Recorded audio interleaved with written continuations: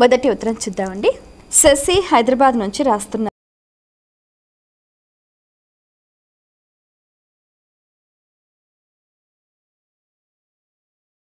ముఖరత్తమోదకం సదా విముక్తి సాధకం కళాధరావతంసకం విలాసి లోకరక్షకం అనాయకైకనాయకం వినాశితే భదైత్యకం నతాశుభాశునాశకం నమామితం వినాయకం.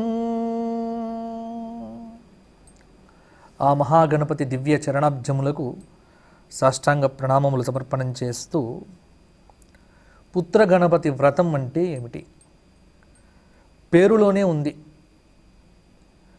అభీష్టప్రదుడైనటువంటి మహాగణపతిని సంతానం కోసం, అందులో పుత్ర సంతానం కోసం ప్రార్థన చేసి ఆచరించేటువంటి వ్రతమునే పుత్ర గణపతి వ్రతం అనేటువంటి పేరుతో పిలుస్తారు. ఈ వ్రతము యొక్క ప్రస్తావన ధర్మసింధులో కానీ గణేశ పురాణాదుల్లో మనకు కనిపించదు. కానీ అనాదిగా చాలామంది ఈ వ్రతం ఆచరిస్తున్నట్టుగా కొన్ని గ్రంథాల్లో మనకు లభ్యమవుతూ ఉన్నది. ముఖ్యంగా ఫాల్గుణ మాసం పుత్ర సంతానానికి అనుకూలమైనటువంటి మాసం శాస్త్రరీత్యా. భాగవతంలో కూడా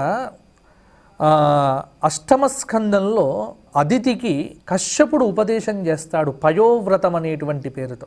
ఫాల్గుణస్య అమలే పక్షే అని మొదలు పెడతాడు. ఫాల్గుణ మాసంలో ఈ వ్రతం చెయ్యాలి అంటారు. కొన్ని పురాణాల్లో కూడా ఇంకా ఫాల్గుణ మాసంలో ఈ పుత్ర సంతానం కోసం ఈ ఫాల్గుణ మాసంలోనే ఈ వ్రతం చేస్తేనే అప్పుడు వచ్చినటువంటి వారే వామన అవతారం. ఆ వామనుడు కూడా భాద్రపద మాసంలోనే అవతరించాడు. అంటే చూడండి, అంటే ఫాల్గుణ మాసానికి పుత్ర సంతానానికి చాలా కథలు పురాణాల్లో కనిపిస్తూ ఉన్నాయి. కాబట్టి ఈ ఫాల్గుణ మాస శుక్లపక్ష చతుర్థి నాడు పుత్ర సంతానార్థం ఆచరించేటువంటి వ్రతమును పుత్ర గణపతి వ్రతము అని అంటారు అని మనకు శాస్త్రంలో తెలుస్తూ ఉన్నది.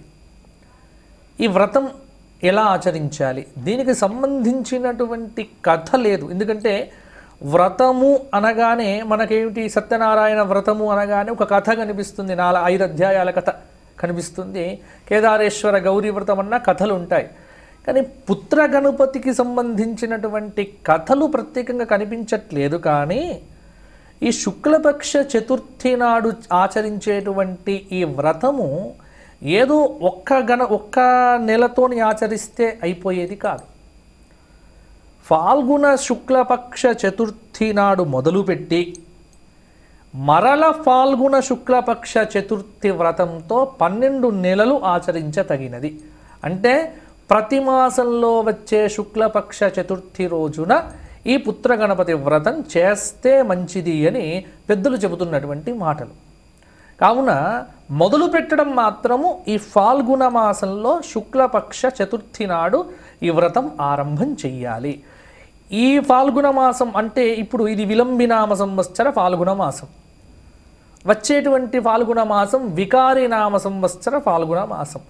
అంటే విలంబినామ సంవత్సర ఫాల్గుణ శుక్ల చతుర్థి మొదలుపెట్టి మరల వికారి నామ సంవత్సర ఫాల్గుణ శుక్ల చతుర్థితో ఉద్యాపన చెయ్యాలి. ఇది ఈ వ్రతమునకు సంబంధించినటువంటి విధానము. ఇలా ఈ పుత్ర గణపతి వ్రతం చేస్తే 12 మాసములు చక్కటి సత్సంతానమును గణపతి అనుగ్రహిస్తాడు అనేది దాని యొక్క ఫలశ్రుతి.